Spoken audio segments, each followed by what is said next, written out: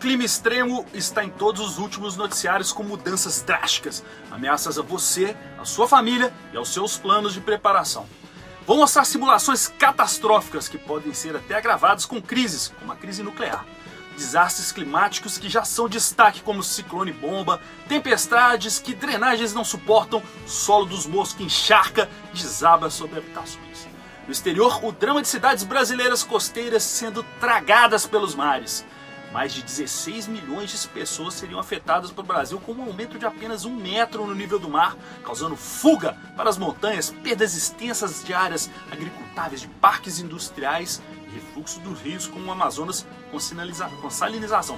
Bem-vindos ao Nota de Preparação, quadro aqui do Missão Carcará, em que eu trago notícias e reportagens sobre a visão sobrevivencialista de preparação e melhor sustentabilidade. Eu sou Matheus Carcará, jornalista com 20 anos de cobertura de tragédias, expedições, aventuras. Trago para você um olhar de sobrevivência e preparação para o noticiário. Ao fim do vídeo, não se esqueça de ver as notas que divulgo nas minhas redes sociais, como algumas dicas, informações e perspectivas. Veja aí.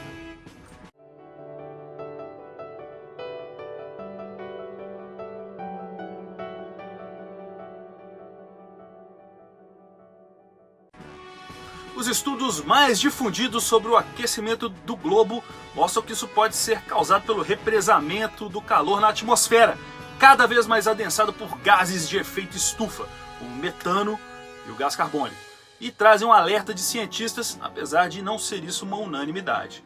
As imagens de vilas de pescadores sendo perdidas pelo avanço do mar, conjugada com a perda de praias, o derretimento das calotas polares e o desprendimento de icebergs, do tamanho de cidades inteiras, de metrópoles, e assustam pela elevação do nível do mar, se mostrando uma realidade. A temperatura do planeta poderá aumentar até 4,8 graus Celsius em 2100 e resultar numa elevação de até 82 centímetros no nível do mar. É o que diz o painel intergovernamental sobre as mudanças climáticas, o IPCC, das Organizações das Nações Unidas, em seu último relatório, que foi agora, de 27 de setembro, em Estocolmo, na Suécia, em 2021.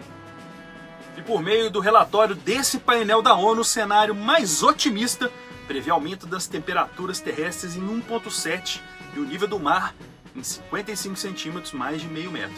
Para que esse cenário acontecesse, seria preciso ali estabilizar as concentrações de gás de efeito estufa nos próximos 10 anos e atuar para sua remoção na atmosfera. Mas já o pior cenário, as emissões continuam a crescer e em ritmo acelerado como estão hoje. E segundo o IPCC, a superfície da Terra poderia se aquecer em 4,8 graus centígrados, chegando o nível dos oceanos a aumentar 82 centímetros. Uma avaliação feita pela FAPESP, o resultado será uma forte erosão das áreas costeiras e rios como o Amazonas, com refluxo de água salgada, uma destruição ecológica no Brasil e na América do Sul. O que será que isso faria? Vou mostrar simulações. Mas antes de mais nada, primeiramente dizendo, 40% do território brasileiro está abaixo de 200 metros de altitude com relação ao nível do mar, bem acima dessas projeções. 45% está entre 201 e 600 metros, 12% chegam a 900 metros e 3% está acima de 900 metros. Das 10 cidades mais altas do Brasil, 6 estão no estado de Minas Gerais, sendo também 15 das 25 mais altas. Campos do Jordão é a mais alta, 1.628 metros. Vejam as simulações que encontramos em laboratório parceiro da ONU sobre os impactos que a ampliação de 1 metro a 10 metros do nível do mar traria. E isso, a gente pensando inclusive que uma catástrofe nuclear, uma guerra, com as tensões se aumentando globo afora, poderiam acelerar e chegassem a esses 10 ou até mais, com um derretimento acelerado das calotas polares e uma fuga desordenada. Será que a gente está preparado para isso? Veja as simulações. Podemos ver aqui primeiramente Buenos Aires, vamos escalar com 1 metro de avanço do mar. Você vê que já há algumas áreas de alagamento ali em Palermo, áreas de aeroporto, e agora o avanço contínuo do mar subindo 1, 2, 3 metros, 4 metros, 5 metros. Você vê que a cidade vai sendo tomada, os portos, o aeroporto já está debaixo d'água. Nesse momento muita gente já deve estar fugindo, né, ao longo dos anos, ou se algo de repente ocorrer como uma catástrofe nuclear. E aí você vai vendo que tudo vai sendo tomado ao largo do Rio da Prata. Aqui já Paranaguá, no Paraná, um dos portos mais importantes. Com 1 metro a água já começa a entrar, a tomar parte do porto, e agora nós vamos vendo a sequência como o porto vai desaparecendo. As ilhas em volta do entorno também vão sendo tomadas, as vias vão sendo totalmente alagadas e trechos das rodovias vão sendo tomados e ela vai sendo segmentada, vai sendo cortada. Uma catástrofe em termos de logística para o Brasil. Agora vamos vendo aqui Porto Alegre com 1 metro, você vê que já vai enchendo, mas depois com 2, 3, 4, a água vai tomando tudo pelos rios. Os rios vão sendo barrados na sua saída para o mar e vão tendo um refluxo que inunda várias partes da região metropolitana de Porto Alegre. Você vai vendo aqui Porto Alegre totalmente ficando debaixo d'água, com 5 metros já começa a ficar completamente debaixo d'água, são terras muito baixas, e vai vendo o refluxo para dentro da região metropolitana também. Olha aí que chegando aos 10 metros você já tem tudo tomado, extensas áreas da região metropolitana de Porto Alegre tomadas pelo avanço de 10 metros. Em seguida vamos ver o Rio de Janeiro, a gente vê que com 1 metro, as praias ali da Barra da Tijuca, Copacabana, a gente vê ali, vai sendo tomada, vai perdendo a faixa litorânea, e agora vamos ver a progressão aqui a partir da Baía de Guanabara. A coisa vai acelerando, e vamos lá, mais de 1 metro, 2 metros, 3 metros, você vai vendo que ali ao longo da Baía de Guanabara é a pior área, a área que vai sendo mais tomada pelo refluxo da água dos rios, e também as áreas de baixios, de pântanos e de mangues, elas vão sendo totalmente alagadas, muita coisa ficando debaixo d'água, ali para o lado dos portos também. Veja bem como vai sendo tudo tomado na Baía de Guanabara, e vai entrando para o interior também, aí, a região metropolitana do Rio de Janeiro, São João de Meriti, São Gonçalo, tudo vai sendo tomado pela água, ficando submerso, com 10 metros, que poderia ser ocasionado por uma catástrofe nuclear. A gente vê que tudo vai sendo tomado.